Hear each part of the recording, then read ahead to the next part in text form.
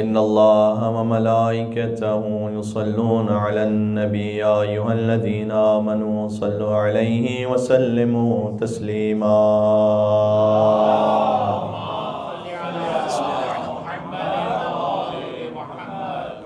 أعوذ بالله من الشيطان الرجيم. بسم الله الرحمن الرحيم. لا حول ولا قوة إلا بالله العلي العظيم. حسبنا الله ونعم الوكيل، نعم المولى ونعم النصير، وبه نستعين وهو خير ناصر ومعين. وصلى الله على رسوله الكريم حبيب إله العالمين سيدنا ونبينا ومولانا بالقاسم محمد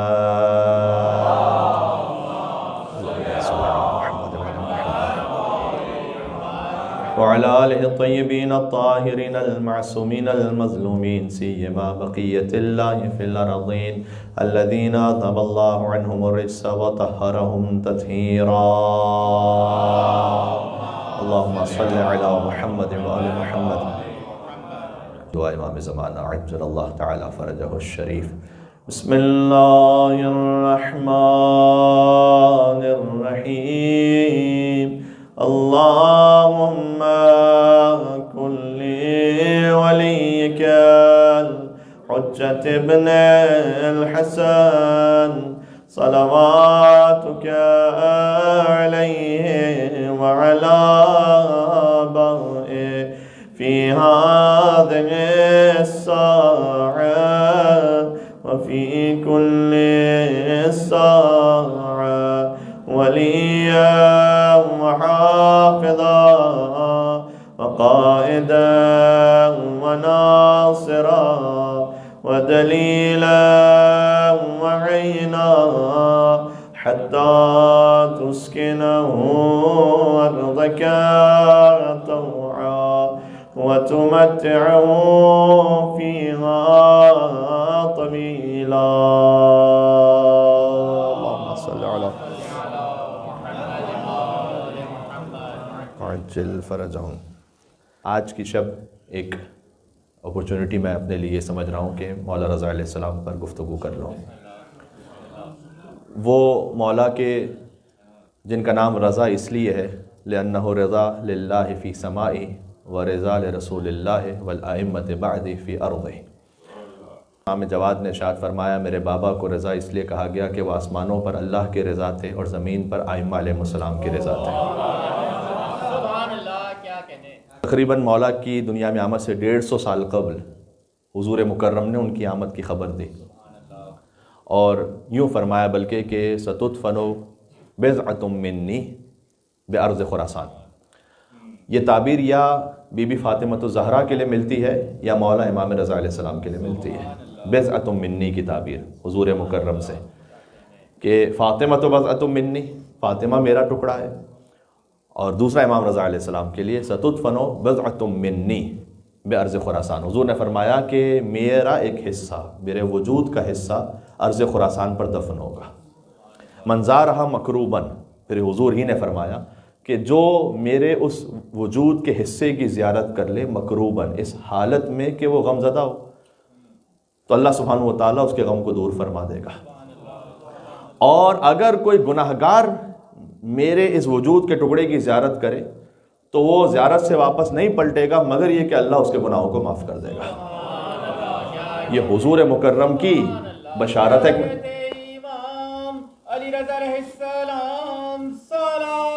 اللہم صلی علی محمد وعلی محمد. بقول علامہ طباطبائی کے کہ تمام ائمہ رحیم اور رعوف ہیں لیکن امام رضا علیہ السلام کی رحمت و رافت حصی ہے، یعنی آپ اسے خاص محسوس کرتے ہیں جب حرم مطہر امام رضا علیہ السلام میں ہوتے ہیں. وہ ایک الگ ہی شان و شوکت ہے. اسی طرح سے امام جعفر صادق علیہ السلام نے کہ جن کی شہادت شوال میں مجلس ہوئی تھی، اللہم صلی علی محمد وآل محمد. امام جعفر صادق علیہ السلام کی شہادت ہے شوال المکرم 148 ہجری. امام رضا علیہ السلام کی ولادت ہے ذی القعدۃ الحرام 148 ہجری.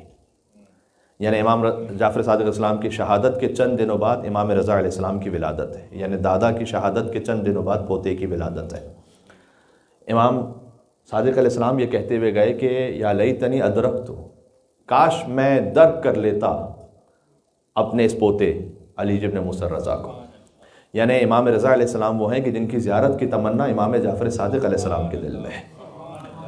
تو یہاں ایک خاص مقام امام رضا علیہ السلام کا آپ کو روایات میں نظر آئے گا. بی بی نجمہ خاتون کے جو امام رضا علیہ السلام کی والدہ ہیں ان کا نام تھا نجمہ. جو امام موسیٰ کاظم علیہ السلام کی والدہ ہیں بی بی حمیدہ خاتون، انہوں نے انہیں خرید کر ہدیہ کیا تھا امام موسیٰ کاظم علیہ السلام کو. اور پھر افریقہ سے ان کا تعلق ہے.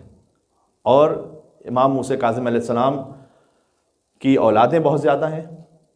تو ایک تو ایک امام جعفر صادق علیہ السلام کا یہ کہنا کہ کاش میں درک کر لیتا اپنے اس پوتے کو. تو امام موسیٰ کاظم علیہ السلام کی 20 اولادیں ہیں، 20 بیٹے اور 20 بیٹیاں. تو ان میں خاص اپنے اس پوتے کو یاد کرنا. پھر امام موسیٰ کاظم علیہ السلام کے کئی ازدواج ہیں، لیکن امام رضا علیہ السلام اور بی بی فاطمہ معصومہ قم ایک ہی ماں سے ہیں، بی بی نجمہ خاتون. ان کا نام تھا نجمہ. جب بی بی حمیدہ خاتون نے انہیں ہدیہ کیا امام موسیٰ کاظم علیہ السلام کو، تو امام موسیٰ کاظم علیہ السلام نے نام رکھا تکتم. اور جب امام رضا علیہ السلام کی ولادت ہوئی تو ان کا لقب پایا طاہرہ. لہذا بیوی کا نام نجمہ بھی ہے، تکتم بھی ہے، طاہرہ بھی ہے.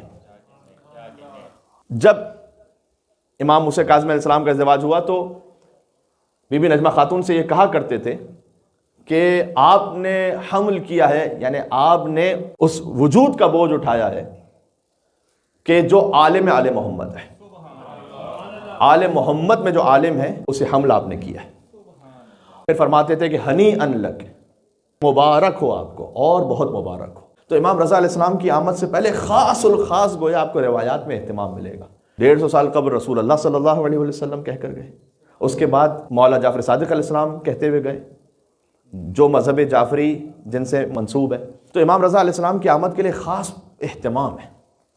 اور انشاءاللہ جب امام رضا علیہ السلام کی محبت کے ساتھ جائیں میدان محشر میں تو حضور پھر 150 سال پہلے یہ کہہ کر گئے کہ جو میرے اس فرزند کی محبت کے ساتھ اللہ کی خدمت میں پہنچے گا میدان محشر میں، وہ مستبشرا ہنستا ہوا جائے گا. وہ میدان قیامت میں جب قیامت کی ہولناکیاں اتنی ہیں، جب قیامت میں سورج سوا نیزے پر ہے، ہر ایک کو اپنے حساب اور کتاب کی فکر ہے. جس کے دل میں امام رضا علیہ السلام کی محبت ہے وہ قیامت میں ہنستا ہوا جائے گا اللہ سبحانہ و تعالیٰ کی خدمت میں. بنص حدیث امام اللہم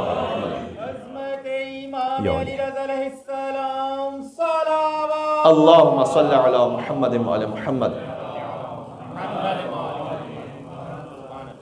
آج ایک خط امام رضا علیہ السلام کا شیئر کرنا چاہتا ہوں آپ سے. امام رضا علیہ السلام نے خط لکھا ہے کسے؟ شاہ عبدالعظیم حسنی کو. اور یہ خط شیخ مفید نے کتاب الاختصاص میں اس کو بیان کیا ہے اور بھی منابع میں موجود ہے. شاہ عبدالعظیم حسنی اس تعارف کے محتاج نہیں ہے. تہران کے قریب شہر رہ میں مدفون ہے. 4 ائمہ کا زمانہ دیکھا ہے: امام موسیٰ کاظم علیہ السلام، امام رضا علیہ السلام، امام جواد علیہ السلام، امام ہادی علیہ السلام. امام ہادی علیہ السلام انہیں انت ولی حقہ کہہ کے پکارتے تھے کہ تم ہمارے برحق ولی ہو. 4 نسلوں سے پھر امام حسن علیہ السلام کی اولاد میں امام زادے ہیں. کم از کم 100 روایتوں کے راوی ہیں. اپنے عقائد انہوں نے امام جواد علیہ السلام اور امام ہادی علیہ السلام کی خدمت میں پیش کیے تھے کہ میں صحیح عقیدے پر ہوں یا نہیں ہوں. اور اس وقت امام نے فرمایا تھا کہ انت ولینا حقہ، تم ہمارے برحق محبوں میں سے ہو. بلکہ معمولاً امام ہادی علیہ السلام انہیں ان کے نام سے نہیں پکارتے تھے بلکہ ان کی کنیت ابو القاسم سے پکارتے تھے، جو کہ احترام کی دلیل ہے، یا ابو القاسم کہہ کے پکارتے تھے. تو شاہ عبدالعظیم حسنی انہیں خط لکھا امام رضا علیہ السلام نے. اب سب سے پہلے تو یہ کہ امام کا خط کسی تک پہنچے. تو آپ مصائب میں سنتے ہیں محرم الحرام میں کہ ابا عبداللہ الحسین علیہ السلام نے خط لکھا تھا حبیب ابن مظاہر کو، رجل الفقیہ کہہ کر. تو یہ بھی فقیہ ہیں، ان کو خط لکھا ہے امام رضا علیہ السلام نے. اور اس خط میں ایک مرتبہ ہوتا ہے کہ خط میں کوئی خصوصی بات کی جائے، اور ایک مرتبہ یہ ہے کہ نہیں ایک عام نصیحت کی جائے. تو باقاعدہ امام رضا علیہ السلام نے کہا کہ میرے چاہنے والوں کو یہ جو میں لکھ رہا ہوں یہ پہنچاؤ. اس کا مطلب یہ ہے کہ اس خط کا تعلق فقط اب شاہ عبدالعظیم حسنی سے نہیں ہے بلکہ ہم سب سے. وہ خط میں آپ کی خدمت میں پڑھتا ہوں، اس کے بارے میں کچھ گزارشات عرض کریں گے کہ صفحہ نمبر 247 پر ہے ویسے یہ کتاب الاختصاص شیخ مفید. یا عبدالعظیم، یہاں امام علیہ السلام نے نام سے اس خط کا آغاز کیا. امام رضا علیہ السلام خط لکھ رہے ہیں کہ اے عبدالعظیم، ابلغ انی اولیائی السلام، سب سے پہلے تو میرے چاہنے والوں کو میرا سلام پہنچانا. یہ خط امام کا آج تک یہ تحریر جاری و ساری ہے. آپ تو امام رضا علیہ السلام پر درود و سلام بھیج رہے ہیں، امام رضا علیہ السلام بھی آپ پر سلام بھیج رہے ہیں۔ سبحان اللہ۔ اللہم صلی علی محمد وعلی محمد۔ اس خط کا اگر آپ کو عنوان دینا چاہیں تو عنوان یہ ہے کہ ایکسپیکٹیشنز آف امام رضا علیہ السلام فرام ہز بلیور، کیا توقع ہے امام رضا علیہ السلام کو ان کے محب سے۔ وَقُلْ لَهُمْ، پھر امام نے کہا کہ میرا سلام پہنچانا میرے اولیاء کو، یعنی میرے محبین کو، موالیوں کو۔ وَقُلْ لَهُمْ، اور ان سے یہ کہنا، یہ اس بات کی دلیل ہے کہ یہ خط فقط مخصوص نہیں ہے شاہ عبدالعظیم سے، امام نے کہا ان سے کہنا میری جانب سے۔ لا يجعلوا للشیطان علی انفسہم سبیلا، سب سے پہلے تو اپنے نفس میں شیطان کو راہ نہ دیں، یہ پہلی نصیحت ہے امام رضا علیہ السلام کی۔ اس لیے کہ شیطان کو اگر راہ دی آپ یا میں نے، تو پھر ایک مرتبہ جب شیطان کو راہ مل جاتی ہے تو اس کے بعد پھر جو مومن کا قلب اور اس کا نفس ہے اس کی آماجگاہ ہو جاتی ہے۔ اب شیطان کو راہ ملتی کیسے؟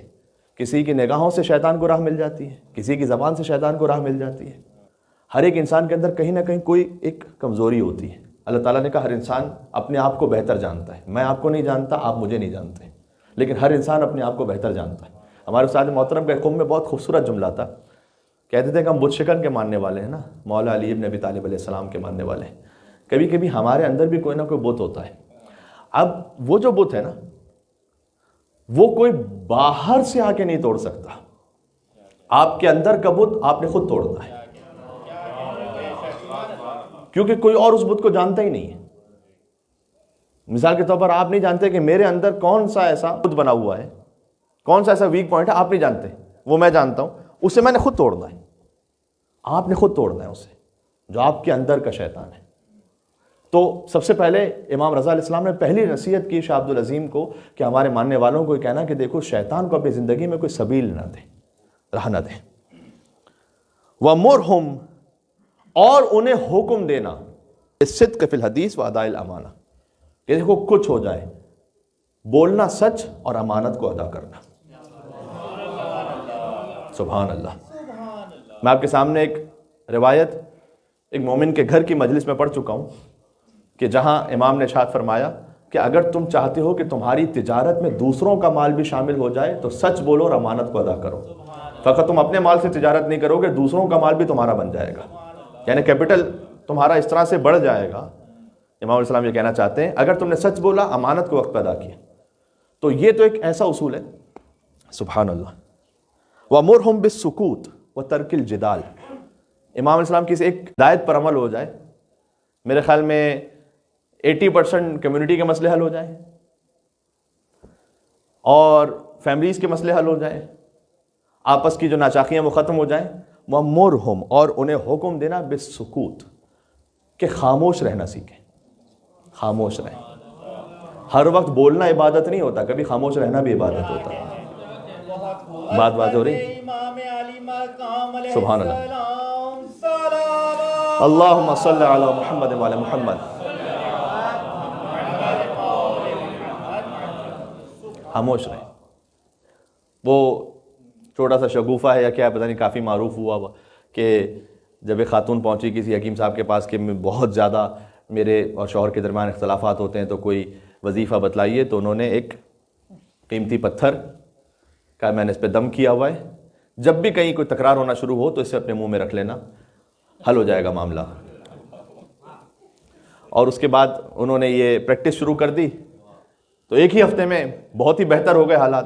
تو وہ تشریف لائیں اور انہوں نے کہا کہ آپ نے کیا دم کر کے پڑھا تھا کہ ہم بھی کسی پتھر پہ دم کر کے پڑھیں؟ تو انہوں نے کہا کہ ہم نے دم کر کے کچھ پڑھا نہیں تھا، بلکہ اس پتھر کو دیا تھا تاکہ آپ کچھ نہ پڑھ لیں سامنے سے، یعنی آپ کچھ نہ بول دیں۔ اب یہ ہے خیر خاتون کے حوالے سے میں نے کہا کہ لطیفہ مشہور ہے، لیکن یہ ہر طرف سے کئی دفعہ خاموش رہنا، ایک دفعہ کا خاموش رہ جانا آپ کو کئی مہینوں کے جدال سے بچا لیتا ہے۔ یہ ہے شیطان کو سبیل نہ دینا، شیطان کو راستہ نہ دینا۔ اور یہ بسا اوقات اولاد اور والدین ان کے درمیان کا بھی معاملہ ہے، یعنی یہ اولاد کی ذمہ داری کے حوالے سے میں کہہ رہا ہوں۔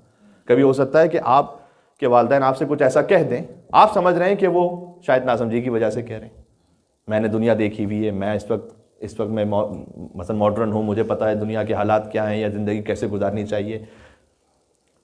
اور اگر وہ کوئی آپ سے سخت بات کہہ بھی دیتے ہیں، وَاخْفِضْ لَهُمَا جَنَاحَ الذُّلِّ، تو ذلت کے ساتھ اپنے کندھوں کو جھکا دو اور خاموش ہو جاؤ. یہ قرآن کا حکم ہے. اللہ جانے کہ ایک مرتبہ کا صبر آپ کو اللہ تعالیٰ دنیا میں کہاں کہاں اس کا اجر کامیابی کی صورت میں عطا کرتے ہیں. وَتَرْكِ الْجِدَالِ، فرمایا جدال، جنگ و جدال سے بچ جانا. اگر کہیں پر، یہ امام علیہ السلام کی خط کا جملہ بھی میں نے پڑھا، یعنی اگر کہیں پر تمہارے خاموش رہنے سے کوئی تنازع ختم ہو جاتا ہے تو خاموش رہ جاؤ. آج جب امام علیہ السلام کوئی حکم دیتے ہیں نا، تو آپ نے اگر امام کی خاطر کہیں پر صبر کیا ہے تو یاد رکھیے گا کہ وہ آپ کو چھوڑیں گے نہیں تنہا. عظمت امام رضا علیہ السلام پر یہاں سے وہاں تک مل کے صلوات بھیجتے محمد وعلی محمد صلی اللہ علیہ محمد وعلی محمد.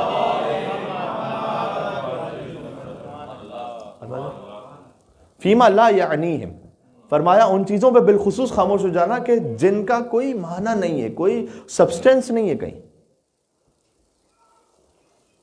ساس نے بہو کو یوں کہا، بہو نے ساس کو یہ ایسا کیوں جواب دیا، اس کے پاس جب شادی پہ گئے تھے تو یہ کیوں گفٹ دیا تھا، اور ہمارے پاس آئے تو وہ کیوں گفٹ دیا.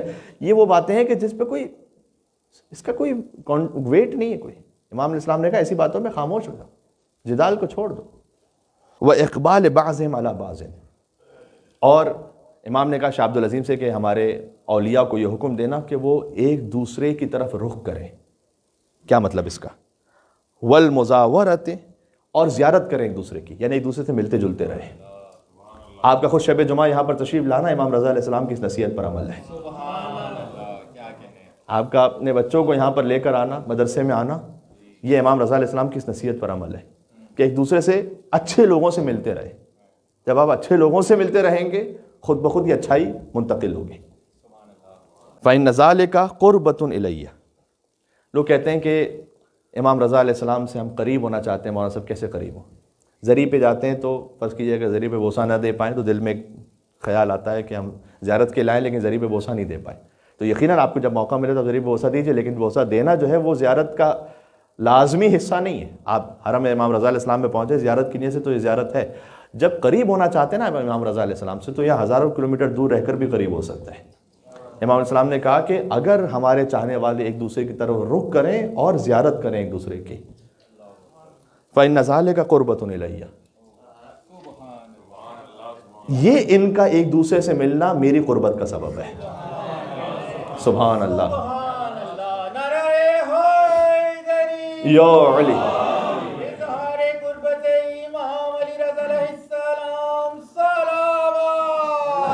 اللہم صلی علی محمد وعلی محمد.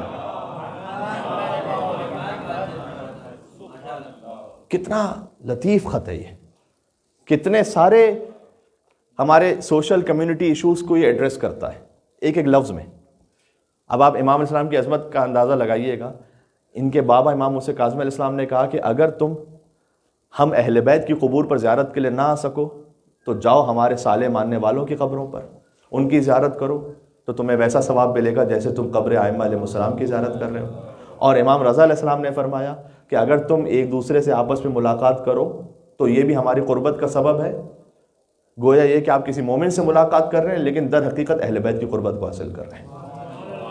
چلتے ہیں کہ نیت قربتاً اللہ، نیت خالص ہو. وَلَا يَشْغَلُوا أَنفُسَهُمْ بِتَمْزِيقِ بَعْضِهِمْ بَعْضًا، اور مشغول نہ کر دیں اپنے آپ کو. امام کا لفظ ہے، یعنی ایسا نہ تمہاری مصروفیت ہی یہ بن جائے کیا بِتَمْزِيقِ بَعْضِهِمْ بَعْضًا، کہ تم تمزیق کہتے ہیں، عربی زبان کا ایک لفظ ہے. آپ پیپر جو ہے نا اس کو پھاڑ دیتے ہیں، پارا کرتے ہیں، اس کو کہتے ہیں، اس عمل کو کہتے ہیں تمزیق. یعنی تم میں سے بعض سے اس طرح سے قطع تعلق کر لیں، اسی میں مشغول رہیں کہ کیسے کسی کو نیچا دکھانا ہے. اس ایک لفظ میں سارے معنی موجود ہیں. خبردار ایسے نہ کرنا. اس کے بعد جو امام نے جملہ ارشاد فرمایا ہے، میں تو یقین فرمائیے گا جب پہلی مرتبہ میں نے اسے پڑھا تھا تو میرا وجود کام گیا تھا. بعض احادیث میں آتا ہے کہ دیکھو فلاں کام نہ کرنا ورنہ اس پر سخت وعید ہے، کوئی عذاب بیان کیا جاتا ہے. یہاں پر یہ نہیں ہے، یہاں پر اس سے بڑھ کر ایک بات ہے کہ دیکھو ایک دوسرے سے تعلقات میں اس طرح سے نہ کرنا کہ جیسے تم پارا کر دو، اور اسی میں پوشیدہ ہے ذلت کے ساتھ۔ در حقیقت یہ مطلب ہے کہ تم چاہو کہ کسی کو ذلیل و خوار کرو۔ کیوں؟ فَإِنِّي آلَيْتُ عَلَى نَفْسِي، اس جملے پہ غور کیجئے گا، اس لیے کہ میں نے اپنے اوپر واجب کیا ہوا ہے۔ امام رضا علیہ السلام کہہ رہے ہیں میں نے اپنے اوپر واجب کیا ہوا ہے، أَنَّهُ مَنْ فَعَلَ ذَلِكَ، جو کوئی ایسا کرے، وَأَسْخَطَ وَلِيًّا مِّنْ أَوْلِيَائِي، اور اس عمل سے میرے چاہنے والوں میں سے کوئی ایک چاہنے والا بھی ناراض ہو جائے، دعوت اللہ لیعذبہ فی الدنیا، میں دعا کروں گا اللہ سے کہ اسے دنیا میں عذاب کرے۔ میں نے اپنے اوپر یہ واجب کیا ہوا ہے۔ اب مجھے بتائیے امام رضا علیہ السلام کی دعا یہ پوری ہوگی یا نہیں ہوگی؟ تو ہوگی، تو کہاں جائیے گا پھر بچ کے؟ یہ جو ہم بہت مرتبہ سنتے ہیں نا کہ مولانا صاحب پتہ نہیں کیا ہو گیا، اولاد تو اچھی بھلی، ہمارا جو تعلق تھا وہ بڑا اچھا تھا، اچانک سے بس ہماری بات ماننا چھوڑ دی اس نے۔ آتے ہیں بہت سارے لوگ آتے ہیں، آ کے کہتے ہیں کہ مولانا صاحب وہ تو ہمارے ساتھ ہی نہیں بیٹھا، ہمارا بیٹا ہماری بیٹی ہمارے ساتھ ہی نہیں بیٹھنا چاہتے، بس اپنے روم میں ہی ہوتے ہیں۔ اس کے بہت سارے اسباب ہیں۔ امام رضا علیہ السلام کہہ رہے ہیں کہ میں نے خدا سے دعا کی ہے اور اپنے اوپر واجب کر دیا ہے کہ اگر کوئی میرے کسی اور چاہنے والے کے لیے ذلت و خواری کا اہتمام کرے گا تو میں اللہ سے دعا کروں گا کہ اللہ اسے دنیا میں عذاب دے گا یہیں پر۔ تو کہیں اس کی وہ وجہ تو نہیں کوئی، کہیں دفتن میرے خاندان میں رزق کے معاملے میں کوئی مشکل پیش آنا شروع ہو گئے تو کہیں کوئی اور ایسا تو نہیں کسی مومن کو ناراض کیا؟ بات واضح ہے۔ اس پہ یہ بھی یاد رکھیے گا، کبھی اس پہ گفتگو کروں گا انشاءاللہ، کہ ویسے تو تربیت اولاد کا جو عمل ہے وہ در حقیقت ولادت سے پہلے ہی شروع ہو جاتا ہے، اور اس میں بہت سارے کریٹیکل مراحل ہیں، اور بالخصوص جب ایج پہنچ جاتی ہے 11-12 سال۔ کتنے ہی والدین ایسے ہیں جنہوں نے ہم سے اپنا فیڈ بیک یہ شیئر کیا کہ مولانا صاحب ایسا لگتا ہے کہ 10-11 سال تک بہت اچھا تھا تعلق ہمارا اپنے بچوں کے ساتھ، دفعتاً ایسا ہوا چند مہینوں میں کہ جیسے گویا ہاتھ سے سلپ ہو گیا معاملہ۔ وہ پہلے اتنا موبائل پہ نہیں تھا، وہ پہلے اتنا گیمنگ میں نہیں تھا، اب یہ ہے کہ کبھی گیمنگ کی لت ہو گئی ہے، کبھی کوئی چیٹنگ کی لت ہو گئی ہے، کبھی کسی اور چیز کی ہو گئی ہے، اور اتنا زیادہ فرسٹریشن اور اریٹیشن ہے کہ اگر ہم ذرا سی بات کرتے ہیں تو سامنے سے جھنجھلا جاتا ہے اور بھننا آ جاتا ہے، اور یہ سب بہت اچھا تھا لیکن چند مہینوں میں پتہ نہیں کیا ہو گیا۔ تو یہ ایج بھی بڑی کریٹیکل ہوتی ہے، اس پہ بہت زیادہ توجہ دینے کی ضرورت ہوتی ہے والدین کو۔ سب سے پہلے تو یہ کہ خود ہم اپنے عمل سے جواز نہ فراہم کریں کہ جب میرے ہاتھ میں اگر 24 گھنٹوں میں سے 20 گھنٹے موبائل ہے تو پھر بچے کو آپ کیسے روکیں گے؟ مثال کے طور پر ان کے ساتھ جو تعلق ہے، چاہے وہ آؤٹنگ کی صورت میں ہے، 2 یا 3 دن آپ کہیں پہ چلے جائیں اپنی فیملی کو لے کر، جہاں پر کوئی موبائل کوئی لیپ ٹاپ نہیں ہے، جہاں فقط آپس میں گفتگو ہے، آپس میں کھیلنا ہے، آپس کی انٹرٹینمنٹ بس۔ اور اگر آپ یہ تربیت اولاد کی نیت سے کریں تو یقین جانیں یہ بھی عبادت ہے۔ ایک بہت خوبصورت جملہ احادیث سے بھی حاصل ہوتا ہے کہ ایک مومن ہے نا کبھی بھی بند گلی میں نہیں پھنستا۔ شریعت میں بند گلی ہے ہی نہیں، یہ نہیں کہ راستہ بند ہو گیا کیا کریں، نہیں، یہ ہمارا دین ہے، اس کی وسعت ہے، اور ہمارے ہم، اور یہ بھی بعض مرتبہ عرض کر چکا ہوں کہ ضرور اسے اپنے پلان میں رکھیں کہ سال میں 1 مرتبہ اگر فائنینشلی اجازت نہ دے سکے آپ کا بجٹ تو 2 سال میں 1 مرتبہ بہرحال آپ اپنے بچوں کو زیارت پہ لے کے جائیں۔ وہ کام کہ جو یہاں پر 100 مجلسوں سے نہیں ہوگا وہ ایک حرم امام رضا علیہ السلام کی زیارت سے ہوگا۔ سبحان اللہ، زیارت امام علی رضا علیہ السلام،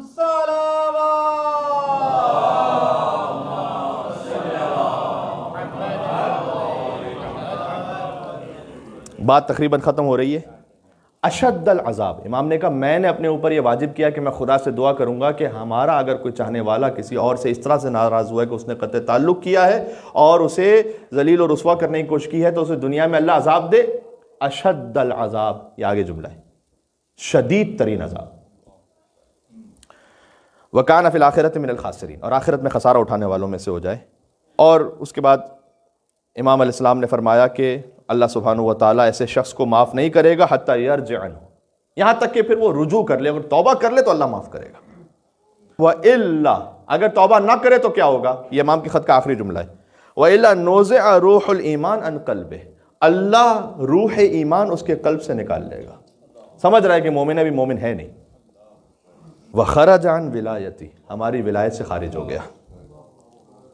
وَلَمْ يَكُنْ لَهُ نَصِيبٌ فِي وِلَایَتِنَا، ہماری ولایت کا کوئی ذرہ برابر بھی نصیب ہے ہی نہیں اس کی زندگی میں. وَأَعُوذُ بِاللَّهِ مِنْ ذَلِكَ، اور میں پناہ چاہتا ہوں اللہ سبحانہ و تعالیٰ کی بارگاہ میں ایسے انسان سے اور ایسے شخص سے اور ایسے عمل سے. جانیں گے یہ سیلف ایکسپلینیٹری، ایسے کچھ بیان کرنے کی اس میں وضاحت کی ضرورت نہیں ہے. آپ امام رضا علیہ السلام سے محبت کرنے والے ہیں، امام رضا علیہ السلام کا خط خود آپ کے دل میں پہنچ رہا ہے. میں تو فقط ایک ریسائٹر کی حد میں فقط ریسائٹیشن کر رہا ہوں فقط بس. آپ کے سامنے 3 آیتیں سناتا ہوں، بات ختم کرتا ہوں. سورہ احزاب آیت نمبر 56، 57، 58، میرے ساتھ چلیے گا. اس میں سے پہلی آیت وہ ہے جو سب کو یاد ہے. بسم اللہ الرحمن الرحیم. ان اللہ وملائکتہ یصلون علی النبی یا ایھا الذین آمنوا صلوا علیہ وسلموا تسلیما. اللہم صل علی محمد وعلی محمد.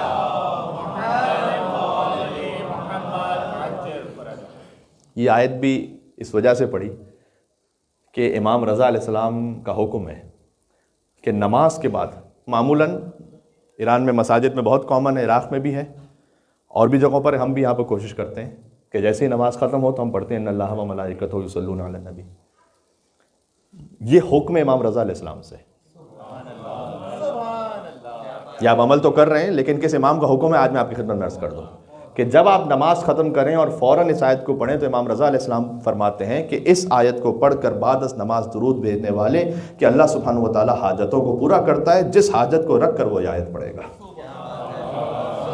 ایک مل کے صلوات بھیجیں اور محمد و آل محمد پر اللہم صل علی محمد. بات ہو رہی. اگلی آیت میں فرمایا ان الذین یؤذون اللہ ورسولہ لعنہم اللہ فی الدنیا والآخرہ. اچھا، یہاں پر درود، آئے درود میں اللہ سبحانہ وتعالیٰ نے کہا کہ یا ایھا الذین آمنوا صلوا علیہ وسلموا تسلیما. اس میں 2 مطلب ہیں. صلوا علیہ درود بھیجو، صلوات، وسلموا تسلیما. یہاں ایک مطلب ہے سلام کا، ایک مطلب ہے سر تسلیم خم کا. تسلیم خم ہو جاؤ مصطفیٰ صلی اللہ علیہ وسلم کے سامنے. اللہم صل علی محمد وعلی محمد. اسی لیے قرآن کی بلاغت دیکھیے گا. آپ ایک مرتبہ پھر میرے سامنے ساتھ پڑھیے گا، آپ کو یاد ہے آیت ان اللہ وملائکتہ یصلون ویسلمون علی النبی. یصلون علی النبی. اللہ نے جب اپنی بات کی ہے تو خدا درود بھیجتا ہے یصلون. ابھی یسلمون کا لفظ نہیں ہے، خدا تسلیم خم نہیں ہوگا نبی کے سامنے. بات واضح ہو رہی ہے؟ وہاں یصلون کا لفظ ہے، صلوات بھیجتا ہے اللہ سبحانہ و تعالیٰ. اب ہمیں جب حکم دیا گیا یا ایھا الذین آمنوا صلوا علیہ وسلموا تسلیما، ایک حکم ہمارے لیے بڑھا دیا گیا. بات واضح ہے؟ تو یہاں فرق ہو گیا. اللہ سبحانہ و تعالیٰ درود بھیجتا ہے اپنے حبیب پر، اور اے ایمان والوں تم درود بھی بھیجو اور سرنڈر بھی ہو جاؤ.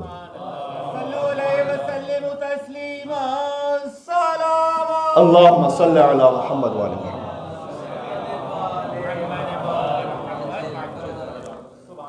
پھر ان الذین یؤذون اللہ ورسولہ لعنہم اللہ فی الدنیا والآخرہ. جو اللہ اور اس کے رسول کو اذیت پہنچائے تو اللہ لعنت بھیجتا اس پر دنیا اور آخرت میں. وعد لہم عذابا مہینا، اس کے لیے ذلت آمیز عذاب ہے.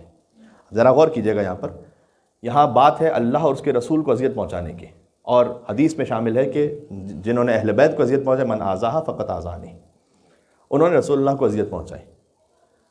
اب یہ آیت معمولاً ہم یہ سمجھتے ہیں، اور ہے بھی ویسے دشمنان اہل بیت کے لیے، لیکن کہیں ایسا نہ ہو کہ ہم اپنے کسی عمل سے اس آیت میں کہیں نہ کہیں خدا نخواستہ شامل نہ ہو جائیں. تو مولانا صاحب یہ کیسے ممکن ہے کہ ہم اللہ اس کے رسول کو اذیت پہنچائیں؟ ابھی جو میں بات آپ سے کر رہا تھا نا، ایک مومن کے لیے کسی بھی طرح سے دلوں کا حال اللہ جانتا ہے. کبھی کبھار کوئی اصلاح کی نیت سے بظاہر کہہ رہا ہو، دل میں ہے کہ اسے مجھے ذلیل کرنا ہے. آپ اپنے سامنے والوں سے چھپ سکتے ہیں، امام رضا علیہ السلام سے نہیں چھپ سکتے ہیں. دل کا حال اللہ جانتا ہے کہ آپ نے اگر کسی کی اصلاح کے لیے بھی کوئی بات کہی ہے تو وہ اصلاح کے لیے بات برائے اصلاح کہی ہے یا ذلت و خواری کے لیے کہی ہے، کیوں کہی ہے؟ مولانا صاحب ہم تو اللہ اور اس کے رسول کو اذیت پہنچانے کے لیے تو ہم تصور بھی نہیں کر سکتے. تو امام جعفر صادق علیہ السلام کے بعد ایک شخص آیا، اس نے کہا کہ مولا آپ نے اللہم صلی علی محمد وعلی محمد. امام نے کہا کہ تم نے ہمیں بڑی تکلیف پہنچائی، کہ مولا میں خدا کی پناہ چاہتا ہوں اس بات سے کہ کبھی آپ کو تکلیف پہنچاؤں. امام نے کہا کہ جوفہ جہاں سے احرام باندھتے ہیں حج، وہاں پر تم تھے اور ہمارا چاہنے والا ایک تھا، اور اس نے تمہارے پاس سواری تھی، اس نے چاہا کہ تم سے ریکویسٹ کی کہ کیا میں تمہاری سواری پر ساتھ آ سکتا ہوں. تمہارے لیے امکان بھی تھا کہ اسے ساتھ بٹھاؤ، اور تم نے اسے دھتکار کے منع کر دیا. تو جو اسے جو تکلیف پہنچی ہے درحقیقت تم نے ہمیں تکلیف دی. حق اہل بیت کو ادا نہ کرنا بھی اہل بیت کے لیے اذیت دینا ہے. آپ پر خمس واجب ہے، آپ جان بوجھ کے ادا نہ کریں. حق اہل بیت کو غصب کرنا ہے، یہ اہل بیت علیہ السلام کو اذیت دینا ہے. یہ اس لیے نہیں ہے، بعض لوگ یہ سمجھتے ہیں، چاہے زبان سے نہ بھی کہہ پائیں. امام رضا علیہ السلام کے زمانے میں بھی تھا، چونکہ بعد امام رضا علیہ السلام پر ہو رہی ہے. تو ایک شخص آیا امام رضا علیہ السلام کی خدمت میں، کچھ ہدیہ دیا، کچھ تحفے دیے. شاید نہیں معلوم، اس میں بظاہر لکھا ہوا نہیں ہے کہ امام کے لیے جو خمس تھا وہ امام کا حق تھا یا کوئی اور شاید تھی جو دے رہا تھا امام کو. اس نے فی نفس ہی کا لفظ ہے، اپنے دل میں سوچا کہ اگر ہم یہ نہ دیں تو کیسے معاملہ چلے گا. امام رضا علیہ السلام نے کہا نہیں کچھ اس سے، کیونکہ اس نے بھی نہیں کہا تھا. امام نے اپنے خادم، نماز کا وقت ہوا تو اپنے خادم کو بلایا اور امام علیہ السلام وضو فرمانے لگے. تو امام کے دست مبارک سے جو پانی اس تشت میں گرتا تھا وہ ہیرے اور یاقوت میں تبدیل ہوتا جاتا تھا، خالص سونا بن رہا تھا. تو دیکھتے ہوئے اب نہیں معلوم کہ فقط اس کے لیے یہ مکاشفہ امام نے کیا تھا، سب کے لیے نہ کیا ہو شاید. پھر امام نے اس کی جانب دیکھ کر کہا کہ ہمیں ضرورت نہیں ہے تمہارے مال کی. خود قرآن میں بھی یہ ہے کہ اے رسول جب آپ ان سے زکوٰۃ کو لے لیں صلی علیہم، ان کے لیے دعا کریں، فإن صلاتک سکن لہم. آپ کا ان کے لیے دعا کرنا ان کے دل کی تسکین کا سبب ہے. آپ کا امام کی خدمت میں پیش کرنا اور امام سے دعا لینا یہ ہماری تسکین کے لیے ہے، امام کے لیے نہیں ہے. عبد الملک بن مروان، امام علیہ السلام یعنی امام سجاد علیہ السلام طواف کر رہے تھے. تو عبد الملک بن مروان نے ایک مرتبہ امام کے پاس آ کر کہا کہ وہ یزید نے آپ کے بابا کو قتل کیا تو آپ نے ہم سے بھی تعلق نہیں رکھا ہوا، تو ہم تو وہ نہیں ہیں. امام نے کہا کہ یزید اپنے انجام تک پہنچ گیا، اور جو کوئی حجت خدا کے ساتھ یہ کرے وہ اپنے انجام تک پہنچے گا. اسے وعید سنائی. تو اس نے کہا کہ ہمارے پاس آخرت تو کچھ نہیں ہے لیکن دنیا ہے، کیوں نہیں آتے اب ہمارے پاس. تو امام السلام کی خدمت میں ابا تھی، تو امام نے ابا کو نیچے ڈال دیا اور اس کے بعد اٹھایا. تو غش کھا گیا عبد الملک. تو بعد میں اس کے ساتھیوں نے سے پوچھا کہ کیا ہوا. تو کہا جیسے ہی انہوں نے ابا کو اٹھائے تو میں نے دیکھا کہ دنیا جہاں کی دولت و سونا اور چاندی اور انبار جو ہے زمین کے اندر امام علیہ السلام کے پاس ہے.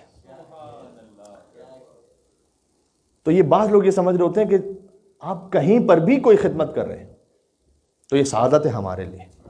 یاد ذہن میں رکھیے گا انشاءاللہ.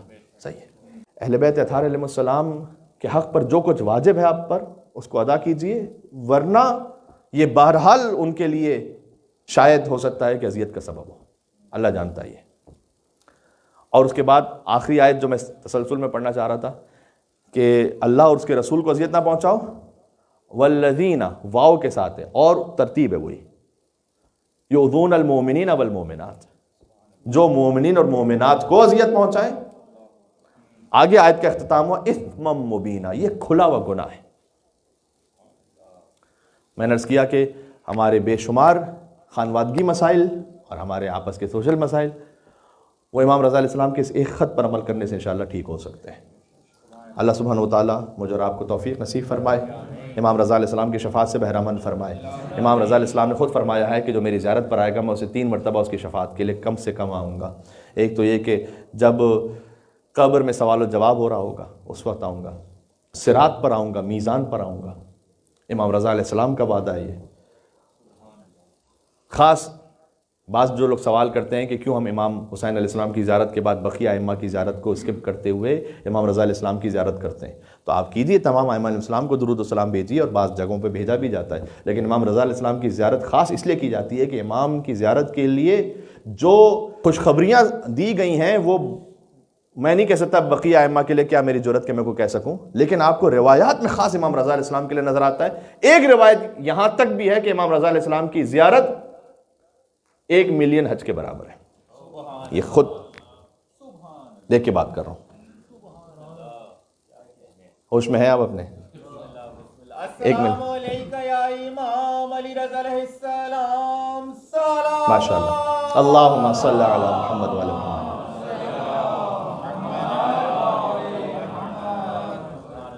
جب مرکز عصمت کی جانب سے کوئی ایسی بات ہو تو پھر امام ہی جانتے ہیں کسی کے کیا مسئلے آتے ہیں. 1 ملین حج. بلکہ بعض روایات کے مطابق ایک اعتبار سے امام رضا علیہ السلام کی زیارت کو امام حسین علیہ السلام کی زیارت سے بھی زیادہ افضل اس اعتبار سے شمار کیا گیا ہے کہ امام نے اس کی وجہ یہ بیان کی کہ امام حسین علیہ السلام تک جو زیارت کے لیے آتے ہیں وہ ہمارے اپنے بھی ہیں اور غیر بھی ہیں. مجھے زیادہ تفصیل میں جانے کی ضرورت نہیں, آپ دیکھتے ہیں وہاں پر. کہا لیکن جو علی ابن موسیٰ رضا کی زیارت پر آئے, جو انہیں امام سمجھتے ہوئے آئے گا, امام علی ابن موسیٰ رضا علیہ السلام کی زیارت پر امام رضا کا زائر وہ ضمانت ہے اس بات کی کہ وہ 12 کا ماننے والا ہے, کہیں روکا نہیں ہے درمیان میں. بات سمجھ میں آ رہی ہے میں کیا کہنا چاہ رہا ہوں؟ ہاں کوئی یہ کہے کہ مولانا صاحب وہاں تو غیر شیعہ بھی بہت سارے آتے ہیں لیکن وہ امام سمجھتے ہوئے نہیں آتے. امام حسین علیہ السلام کو امام سمجھتے ہوئے آتے ہیں بہت سے وہ لوگ کہ جو 12 امامی نہیں ہیں. بات واضح ہو رہی ہے؟ مولا علی علیہ السلام کی زیارت میں بہت سے ایسے لوگ آتے ہیں جو انہیں امام سمجھتے ہیں لیکن وہ 12 امامی نہیں ہیں. اس پر مجھے یاد پڑتا ہے کہ شاید آج جب میں آیا تھا آپ کی خدمت میں اور پہلے سال میں نے امام رضا علیہ السلام پہ کوئی گفتگو کی تھی, اس وقت تفصیل سے اس بات کو پیش کیا تھا کہ کچھ فرقے بنے اہل سنت میں, کچھ فرقے بنے اہل تشیع میں. شیعوں میں کیا فرقے نہیں بنے؟ بالکل بنے. حتیٰ یہ کہ کیسانیہ فرقہ بنا اور محمد حنفیہ کو بھی امام ماننے والے بن گئے, حضرت مختار کو امام ماننے والے بن گئے. زیدیہ تو بہت ہی زیادہ مشہور ہے. شش امام شیعہ بنے, اسماعیلی بنے ہیں, بوہری بنے ہیں, واقفیہ جنہوں نے کہا کہ 7ویں امام کے بعد امامت رک گئی ہے.